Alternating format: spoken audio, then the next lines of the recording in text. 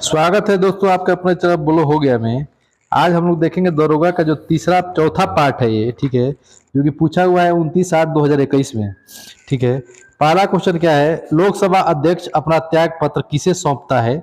ये क्वेश्चन है, लोकसभा अध्यक्ष अपना त्याग पत्र किसे सौंपता है। क्लियर है। इस क्वेश्चन का आंसर हो जाएगा, लोकसभा अध्यक्ष अपना त्याग पत्र लोकसभा उपाध्यक्ष को सौंपता है। यानी कि उपाध्यक्ष क्या हो जाएगा, इसका आंसर हो जाएगा। देखिए, लोकसभा अध्यक्ष का निर्वाचन सांसद स्वयं में से ही करते हैं और किसी एक को बिठा देते हैं। अध्यक्ष लोकसभा का जीवन काल के दौरान पद पर बना रहता है। ठीक है, भारतीय संविधान के अनुच्छेद 94 के अनुसार लोकसभा के अध्यक्ष या उपाध्यक्ष के रूप में पद धारण कर सकता है। ये हो गया। ठीक है, अगला क्वेश्चन क्या है, ध्यान देंगे। प्रकाश तरंग और ध्वनि तरंग के बीच का अंतर निम्नलिखित में से किस घटना पर आधारित है। प्रकाश तरंग और ध्वनि तरंग निम्नलिखित में से किस घटना पर आधारित है। इसका आंसर हो जाएगा ध्रुवीकरण। ध्रुवीकरण हो जाएगा। ध्वनि तरंग अनुदैर्ध्य तरंग होती है, पहला चीज। जो ध्वनि तरंगे है अनुदैर्ध्य तरंग होती है और जो प्रकाश तरंगे हैं अनुप्रस्थ तरंगे होती है। यहाँ से दो क्वेश्चन हो गया। अब देखिए, आप समझिएगा यहाँ पे, जैसे कि हम जानते हैं कि ध्वनि तरंगे अपने प्रकाश तरंगे से अलग अलग वेग में यात्रा करती हैं। ठीक है, ये सब हो गया क्लियर। यानी कि प्रकाश तरंग और ध्वनि तरंग के बीच का अंतर ध्रुवीकरण घटना कहलाती है। ठीक है, अगला क्वेश्चन क्या है, ध्यान देंगे। अगला क्वेश्चन हो जाएगा आपका, अगला क्वेश्चन क्या है, ध्यान देंगे। प्रकाश निम्नलिखित में से शिलालेख में अशोक के नाम का उल्लेख है। अशोक का नाम जो उल्लेख है वो किस शिलालेख में है, तो मास्की में उल्लेख है। ठीक है, अशोक का नाम अशोक गुर्जा मास्की उदलोगम अभिलेख में मिलता है।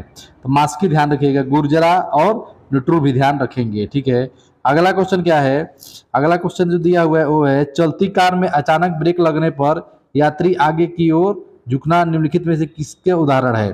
तो ये जो है आपका जड़त्व हो जाएगा, गति का जड़त्व। तो चलती कार में अचानक ब्रेक लगने पर यात्री का आगे की ओर झुकना क्या है, न्यूटन का पहला नियम है जो कि जड़त्व से रिलेटेड है। ठीक है, हुंडरू जलप्रपात किस नदी पर अवस्थित है। जो हुंडरू जलप्रपात है ये किस नदी पर अवस्थित है, तो हुंडरू जलप्रपात रांची स्वर्ण रेखा नदी पर के दौरान बनाया गया है। ठीक है, तो आप ध्यान रखेंगे स्वर्ण रेखा जो कि रांची में है, झारखंड में है हुंडरू जलप्रपात। ठीक है, निम्नलिखित में से कौन सा अनुच्छेद कुछ मामलों का उच्च न्यायालय में स्थानांतरण से संबंधित है। तो अनुच्छेद 228, अनुच्छेद 228 का मामला को उच्च न्यायालय का स्थानांतरित करने से संबंधित है यदि उच्च न्यायालय इस बात से संतुष्ट है कि न्यायालय में अधीनस्थ मामले में निलंबित एक मामला कानून का प्रश्न शामिल है तो संविधान की व्याख्या के अनुसार निस्तारण आवश्यक है। इसका आंसर क्या हो जाएगा, अनुच्छेद 228। ठीक है, मानव नेत्र के किस भाग पर किसी वस्तु का प्रतिबिंब बनता है। तो मानव नेत्र के किसी भाग पर वस्तु का प्रतिबिंब बनता है रेटिना पर। कहाँ बनता है, रेटिना पर। आंसर क्या हो जाएगा, रेटिना या दृष्टि पटल हो जाएगा। प्याज अपने भोजन को संग्रहित करता है पत्तियों में। किसमें करता है, पत्तियों में। तो प्याज का पत्तियों में भोजन के संचित करने का मसला हो जाती है। ठीक है, प्याज में एक केमिकल होता है जिसे साइन प्रोफेथियल एस ऑक्साइड कहा जाता है। प्याज के पत्तों में संग्रहित भोजन संग्रह है, भोजन पत्तियों में संग्रहित होता है। प्याज समग्र रूप से रूपांतरित तना है। ठीक है, तो तना है, ध्यान रखिएगा। ठीक है, अगला क्वेश्चन क्या है, थाई पुसम त्यौहार कहाँ मनाया जाता है। तो थाई पुसम त्यौहार जो है तमिलनाडु में मनाया जाता है। थाई पुसम त्यौहार तमिलनाडु में मनाया जाता है, पलानी शहर में मनाया जाता है। अब पलानी शहर भी ध्यान रखिएगा। थाई पुसम तमिल समुदाय द्वारा थाई जनवरी फरवरी के तमिल महीने में मनाया जाता है। ये चीज़ ध्यान रखना है। ठीक है, पुसाम के नाम से भी जाना जाता है। ठीक है, अगला क्वेश्चन क्या है, प्रोटीन का पाचन कहाँ से शुरू होता है। तो प्रोटीन का जो पाचन है ये होता है, प्रोटीन का पाचन अमाशय और गृहिणी में शुरू होता है। ठीक है, तो आपको ध्यान रखना है कहाँ पे, अमाशय में। ठीक है, प्रोटीन का पाचन कहाँ शुरू होता है, अमाशय में। इसको स्टमक भी कहा जाता है। ग्रेनिन पेप्सिन होता है यहाँ पे, तो पेप्सिन से प्रोटीन पचता है। काजू के उत्पादन के लिए उपयुक्त मिट्टी कौन सी है। जो काजू है इसका उत्पादन के लिए उपयुक्त मिट्टी कौन सी है? ध्यान देना है, काजू उगाने के लिए लाल लेटराइट मिट्टी सबसे उपयुक्त होता है, यानी लेटराइट क्या हो जाएगा, इसका करेक्ट आंसर हो जाएगा। कांवरताल, कांवरताल झील कहाँ पर है? कांवरताल जो झील है, ये कांवरताल झील जो है ये बिहार में है, ध्यान दीजिएगा। झील जिसे स्थानीय रूप से कांवरताल भी कहते हैं, बिहार के बेगूसराय जिले में मीठे पानी का उत्तरी, बेगूसराय भी आप ध्यान रखेंगे, कांवरताल बेगूसराय बिहार, इस तरह आप ध्यान रखेंगे, ठीक है। अगला क्वेश्चन देखेंगे क्या है। अगला क्वेश्चन है, तत्कार किस नृत्य का रूप है? तत्कार, तत्कार जो है, तत्कार कथक में मूलतः पैरों की गति की ही शामिल होती है। प्राचीन काल में कथक को कुशीलव के नाम से भी जाना जाता है। कथक एक उत्तर भारतीय नृत्य है, ठीक है, उत्तर प्रदेश का एक उत्पन्न नृत्य है, ठीक है, तो ये आपको ध्यान रखना है, ठीक। तत्कार क्या है? कथक है। भारत छोड़ो आंदोलन 1942 में 42 के समय जेल से भागकर किसने भूमिगत होकर लड़ाई लड़ी? तो जयप्रकाश नारायण ने, ठीक है। अगस्त 1942 में भारत छोड़ो आंदोलन के दौरान जब सभी वरिष्ठ नेताओं को गिरफ्तार कर लिया गया था तो जयप्रकाश नारायण ने राम लोहिया और अरुणा आसफ अली के साथ चल रहे आंदोलन को कमान संभाली थी, ठीक है। जयप्रकाश नारायण ने नेपाल में एक आज़ाद दस्ता, ठीक है, का आयोजन किया था, ये आपको ध्यान रखना है, ठीक है। अगला क्वेश्चन क्या है, यूनिसेफ का मुख्यालय कहाँ है? तो यूनिसेफ का मुख्यालय दोस्तों कहाँ पे है? न्यूयॉर्क में है, ठीक है, न्यूयॉर्क, ध्यान रखेंगे। राजा राम मोहन राय को राजा की उपाधि किसने दी थी? तो अकबर द्वितीय ने दी थी। राजा राम मोहन राय को राजा की उपाधि, राजा का राम मोहन राय नाम था, राजा की उपाधि अकबर द्वितीय ने क्या किया था? दिया था, तो आपको ये ध्यान रखना है। अकबर द्वितीय ने राजा राम मनोहर राय को राजा की उपाधि दी। उनका प्रभाव राजनीतिक, लोक प्रशासन, शिक्षा और धर्म के क्षेत्र में स्पष्ट था, ठीक है। उन्हें सती प्रथा और बाल विवाह की प्रथा को समाप्त करने के उनके प्रयासों को जाना जाता है, ठीक है, ये चीज़ आपको ध्यान रखना। आधुनिक भारत के पिता यानी बंगाल पुनर्जागरण के पिता भी कहा जाना जाता है इसे, तो बंगाल का पुनर्जागरण के पिता भी आप ध्यान रखेंगे। विश्व मानवाधिकार दिवस कब मनाया जाता है? जो विश्व मानवाधिकार दिवस है ये 10 दिसंबर को मनाया जाता है। उत्तर भारत में भक्ति आंदोलन को आरंभ किस संत ने दिया था? उत्तर भारत में जो भक्ति आंदोलन है, देखिए भक्ति आंदोलन का जो रामानंद को जाया जाता है, ठीक है। तो यहाँ पे आपको ध्यान रखना है क्या कि 12वीं शताब्दी के प्रारंभ में रामानंद द्वारा भक्ति आंदोलन दक्षिण भारत से उत्तर भारत में लाया। भक्ति आंदोलन के प्रथम प्रचारक और संत क्या है? शंकराचार्य थे, ठीक है, ये चीज़ आपको ध्यान रखना है। अगला क्वेश्चन क्या है, कौन सा क्षेत्र उच्च न्यायालय के अंतर्गत नहीं आता है? उच्च न्यायालय के क्षेत्र के अंतर्गत जो नहीं आता है वो है परामर्शी अधिकार। तो देखिएगा, अनुच्छेद 143 के अनुसार राष्ट्रपति के पास सर्वोच्च न्यायालय के प्रश्नों को संबंधित करने के लिए, ठीक है, जिसमें लोक कल्याण के लिए महत्वपूर्ण मानते हैं, 143 जो है इसमें क्या दिया हुआ है? भारत सर्वोच्च न्यायालय के सलाहकार क्षेत्राधिकारी का प्रदान करता है, ठीक है, ये चीज ध्यान रखना है। अगला क्वेश्चन क्या है, स्टेपी क्षेत्र किस फसल के लिए प्रसिद्ध है? तो स्टेपी क्षेत्र है जहाँ पे स्टेपी घास पाया जाता है, ये गेहूं के लिए क्या है? प्रसिद्ध है। स्टेपी तुल्य जलवायु प्रदेशों में विस्तृत क्षेत्र पर गेहूं का उत्पादन एवं पशुपालन किया जाता है, ठीक है, जिसका खाद्य सुरक्षा सुनिश्चित करने में महत्वपूर्ण योगदान है। स्टेपी यूरेशिया के शीतोष्ण जो क्षेत्र में है उसे विशाल घास का मैदान कहा जाता है, ठीक है, ये चीज़ आपको ध्यान रखना है, क्लियर है। उत्तरी अमेरिका ध्यान रखिएगा, स्टेपीज उत्तरी अमेरिका में होता है, ठीक है, पेरी उत्तरी अमेरिका में होता है, स्टेपीज जो है कि आपको ध्यान रखना है यूरेशिया में है, ठीक है। इंडियन सोशल कॉन्फ्रेंस की स्थापना कब हुई? इंडियन सोशल कॉन्फ्रेंस की स्थापना 1887 में हुआ था। निम्नलिखित में से मगध साम्राज्य का कौन सा शहर गंगा, सोन और गंडक के संगम पर बसा है? तो ये हो जाएगा पाटलिपुत्र। पाटलिपुत्र क्या है? बसा है। भूप्रॉपर्टी में सर्वाधिक पाया जाने वाला खनिज कौन सा है? तो हो जाएगा फेल्डस्पार। फेल्डस्पार ध्यान रखेंगे, ठीक है, इसको थोड़ा सा समझ लिया जाए। फेल्डस्पार प्रॉपर्टी भू प्रॉपर्टी में व्यापक रूप से प्रचुर मात्रा में है, क्योंकि दबाव और मैग्मा के भीतर के तत्व और पिघलकर उनके गठन का पक्ष लेते हैं। ठीक है। अग्नेय चट्टानों के वर्गीकरण में फेल्डस्पार का उपयोग किया जाता है। तो देखिए, ये ध्यान रखना है। ठीक है। बारामूला किस नदी के किनारे स्थित है? बारामूला किस नदी के किनारे स्थित है? तो ये झेलम नदी के किनारे स्थित है बारामूला। ठीक है।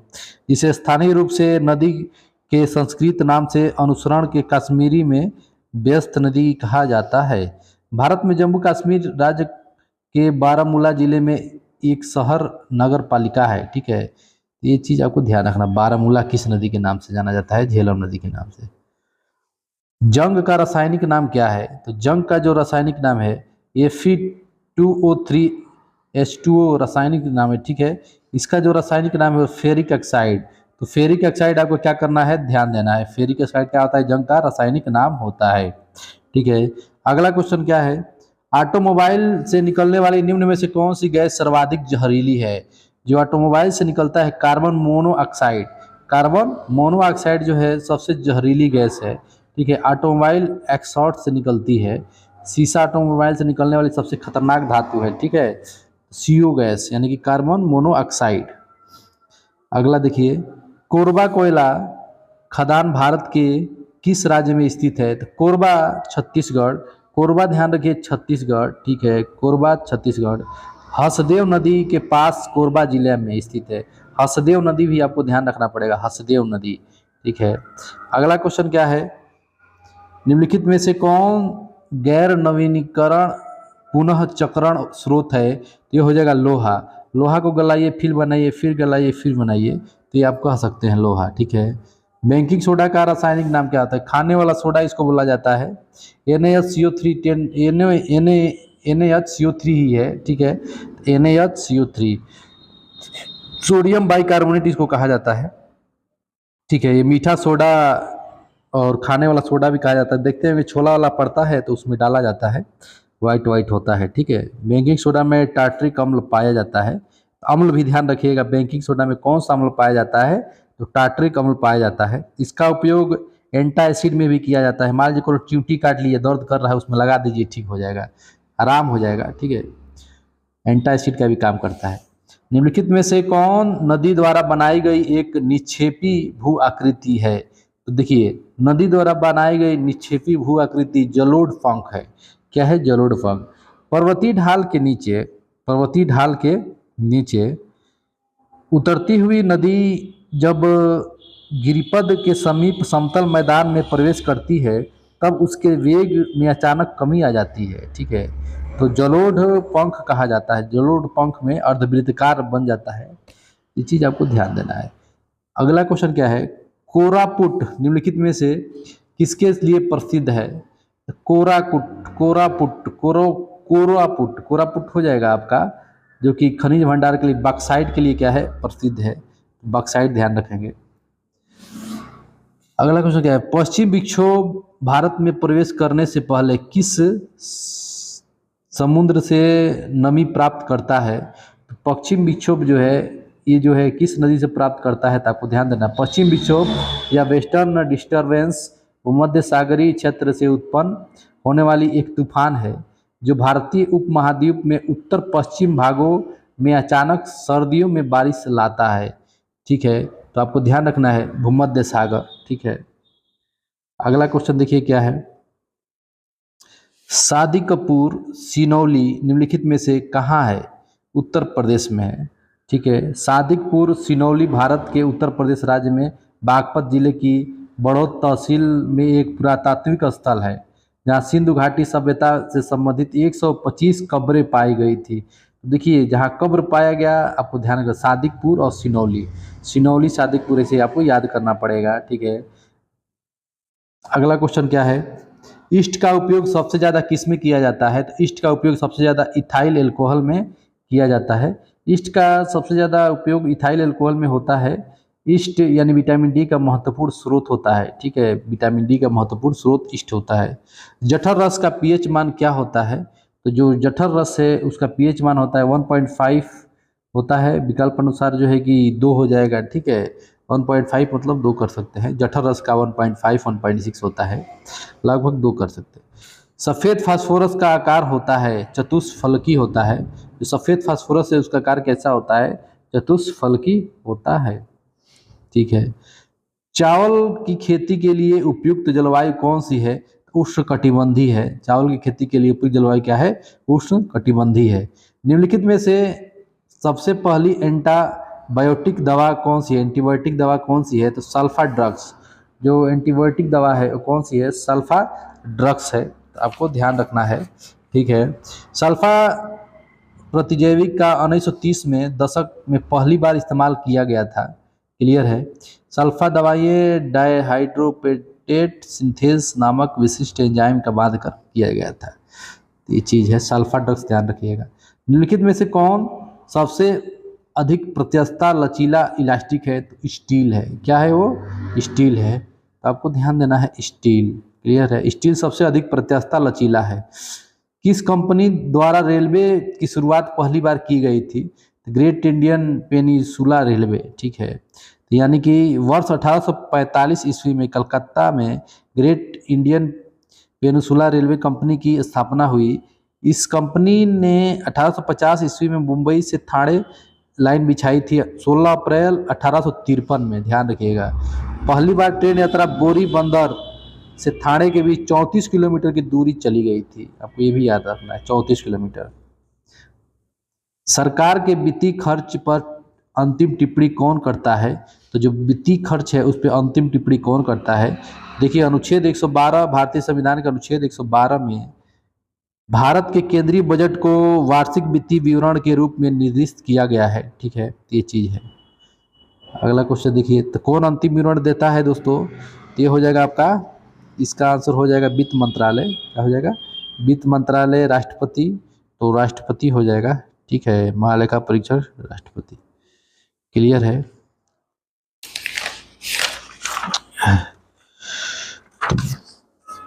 नियंत्रण महालेखा परीक्षक जो है क्या करते हैं? अंतिम टिप्पणी देते हैं। राष्ट्रपति नहीं, नियंत्रण महालेखा परीक्षक। संविधान की कौन सी विशेषता वास्तविक रूप से संघात्मक नहीं है? ये हो जाएगा दोस्तों आपका एकीकरण। संघात्मक व्यवस्था अवधारणा कनाडा संबंधित ली गई है, कनाडा से लिया गया है। ठीक है। कौन सा संबंधित नहीं है? तो देखिए दोस्तों इसका आंसर हो जाएगा आपका एकीकरण न्यायपालिका। ठीक है। अगला क्वेश्चन क्या है? किस संविधान संशोधन के तहत राष्ट्रपति को मंत्रिमंडल की राय को मानने के लिए बाध्य किया गया है? तो इसका आंसर हो जाएगा आपका 42वां संविधान संशोधन, इसमें बाध्य कर दिया गया है। लहरिया अरेराज क्या है? स्तंभ लेख है। लहरिया अरेराज क्या है? स्तंभ लेख है। केसर कोशिका के परीक्षण को कहा जाता है? तो हो जाएगा इसका आंसर बायोप्सी। क्या कहा जाता है? बायोप्सी कहा जाता है। भूमध्य रेखा से ध्रुवों की ओर जाने पर जी का मान अर्थात गुरुत्वीय त्वरण का मान क्या होता है? बढ़ता है। ध्रुव की तरफ जाएंगे तो जी का मान क्या होगा? बढ़ेगा। पारिस्थितिकी तंत्र में ऊर्जा का प्राथमिक स्रोत क्या है? तो सूर्य प्रकाश है। क्या है? सूर्य का प्रकाश है। भारतीय वनस्पति सर्वेक्षण कहाँ है? तो कह देंगे कोलकाता में है। पोंग बांध भारत के किस राज्य में स्थित है? तो पोंग बांध जो है हिमाचल प्रदेश में स्थित है। भारत के संविधान की 8वीं अनुसूची में कितनी भाषाओं को सम्मिलित किया गया है? तो 8वीं अनुसूची में 22 भाषाओं को सम्मिलित किया गया है। भारत में सबसे बड़ा चाय उत्पादक राज्य कौन सा है? सबसे बड़ा चाय उत्पादक राज्य दोस्तों कौन सा हो जाएगा? असम है। निम्नलिखित में से किस आंदोलन की शुरुआत नमक कानून को तोड़ने के साथ हुई थी? तो नमक कानून को तोड़ने के साथ जो आंदोलन का हुआ था उसका नाम क्या है दोस्तों? उसका नाम है आपका सविनय अवज्ञा आंदोलन। असहयोग आंदोलन हुआ था 1920 में। चंपारण सत्याग्रह हुआ था 1917 में। भारत छोड़ो आंदोलन 1942 में। सविनय हो गया। ठीक है। और नमक का आंदोलन 1931-30 में चला था, उसी में तोड़ा गया था इसको, सविनय अवज्ञा आंदोलन। बृहद ट्रक मार्ग यानी ग्रैंड ट्रैक रूट निम्न में से किससे संबंधित है? सड़क से संबंधित है। ठीक है। फ्रेंच ओपन 2020 का करंट अफेयर है। ठीक है। इसको ज़्यादा ध्यान देने की जरूरत नहीं है, ये बार का ध्यान दीजिएगा जो आए। ठीक है। स्मार्ट सिटी इंडेक्स ये भी करंट वाला है। वैसे इसका भी आंसर देख लीजिए क्या है। इसका है ईगा स्वेट, ठीक है, 2020 वाला। स्मार्ट सिटी इंडेक्स 2022 में कौन सा देश शीर्ष पर रहा है? तो इसका आंसर है आपका सिंगापुर। ये भी 2020 का करंट अफेयर है, ठीक है। भारत ई मार्केट निम्नलिखित में से किसके द्वारा लॉन्च किया गया है? ई मार्केट जो लॉन्च किया गया था उस समय का करंट अफेयर है, ये हो जाएगा CAIT। IIT मद्रास ने हाल ही में किस नाम से इलेक्ट्रिक टू व्हीलर लॉन्च किया है? तो ये हो जाएगा आपका आंसर पाई बीम। गुलजार देहलवी जिनका हाल ही में निधन हो गया, किस क्षेत्र से संबंधित है? तो ये हो जाएंगे दोस्तों आपका कवि के क्षेत्र से संबंधित है। 100 तक के सभी सम संख्याओं का औसत ज्ञात कीजिए। तो 100 तक के सभी सम संख्याओं का औसत ज्ञात करने का एक फॉर्मूला होता है, उसको लगा दीजिएगा। n/2 2a + n-1 × d/d लगा दीजिएगा, आंसर आ जाएगा। ठीक है, ये न्यूमेरिकल है, इसको बाद में करा देंगे। पेपर का पैटर्न देखा जा रहा है। यदि आने वाला परसों सोमवार है तो बीता हुआ परसों क्या होगा? बता दीजिए कमेंट बॉक्स में क्या होगा। किसी पंक्ति को कमलेश के द्वारा, ये भी न्यूमेरिकल ही है। Making of a general a Himalaya echo के लेखक कौन है? तो देखिए ये भी क्या है, करंट ही से है, लेकिन देख लीजिए कौनसम हिमालय सिंह, ठीक है। सीलम और इन्फेसर को हाल ही में खबर में, देखिए करंट अफेयर तो जरूर पढ़ना है। मनोज दास जिनका हाल ही में निधन हो गया, क्या है वो, क्या थे वे? ठीक है, तो वो जो थे लेखक थे। भारत की पहली स्वदेशी विकिरण रोधी मिसाइल जिसे DRDO ने विकसित किया है, उसका नाम क्या है? तो उसका नाम था दोस्तों, उस समय का करंट है, रुद्रम-1। कपिला कार्यक्रम जो हाल ही में चर्चा में रहा, किस क्षेत्र से संबंधित है? तो ये आपको ध्यान देना है, ये है बौद्धिक संपदा से। निम्नलिखित में से कौन सा अनुच्छेद कुछ राज्यों को संघ से अनुदान प्रदान करता है? 275 अनुच्छेद। कुछ राज्यों को संघ से अनुदान, संघ मतलब केंद्र से अनुदान प्रदान करता है, 275। भारतीय अंतरिक्ष अनुसंधान संगठन का शैक्षणिक केंद्र किस राज्य में स्थापित किया गया है? तो इसका आंसर हो जाएगा उत्तर प्रदेश में किया गया है, ठीक है। सरसों का अनुसंधान केंद्र कहाँ पर स्थित है? ये हो जाएगा राजस्थान में, सरसों का राजस्थान। प्रथम भारतीय पूरा पाषाण काल कृति कहाँ से प्राप्त हुई है? तो पोलावरम से। कहाँ से हुई है? पोलावरम से हुई है, ठीक है। किसी दल को विपक्षी दल का दर्जा प्राप्त करने के लिए कम से कम किस फीसदी तक वोट चाहिए? तो 10% वोट जरूरी है, तभी विपक्ष में बैठ पाएंगे। नव पाषाणकालीन गड्ढे आवासों के अवशेष कहाँ पाए जाते हैं? तो इसका आंसर हो जाएगा दोस्तों आपका जम्मू कश्मीर में। कोई मामला अवशिष्ट शक्तियों के अंतर्गत आता है या नहीं, यह तय करने के लिए अंतिम अधिकारी किसके पास जाता है? अंतिम कब जाएगा कि है कि नहीं है? सर्वोच्च न्यायालय। कोई मामला अवशिष्ट शक्तियों के अंतर्गत आता है या नहीं, यह तय करने के लिए अंतिम अधिकार सर्वोच्च न्यायालय के पास जाता है।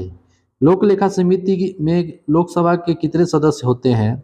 तो जो लोक लेखा समिति है उसमें लोकसभा के 15 सदस्य होते हैं। लोक लेखा समिति में कितने सदस्य होते हैं? 15 सदस्य होते हैं। तुर्कान ए चिल्हगानी को किसने समाप्त किया था?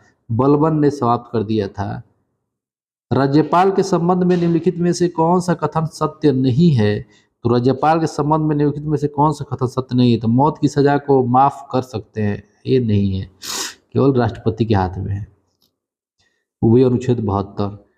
7 के 3 क्रमागत गुणांक न्यूमेरिकल है, आप लगाइएगा, ठीक है। यदि सफ़ेद को काला, काला को सफ़ेद कहते हैं तो रीजनिंग हो जाएगा, है कि नहीं।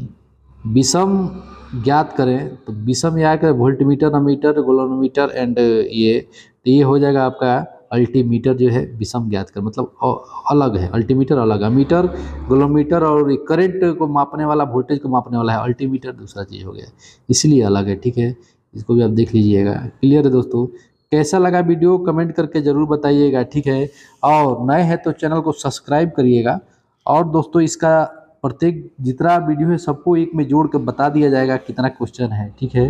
लगभग 1900 सवाल है टोटल प्रीवियस ईयर का अगर इतना पढ़ लेते तो 30-35 क्वेश्चन तो आपको आराम से हो ही जाएगा, बाकी आप रिवीजन करेंगे तो आपका बन जाएगा। ठीक है दोस्तों, यानी कि 35-40 क्वेश्चन रिपीट करता है दरोगा में। ठीक है, तो कैसा लगा ज़रूर कमेंट करिएगा। धन्यवाद।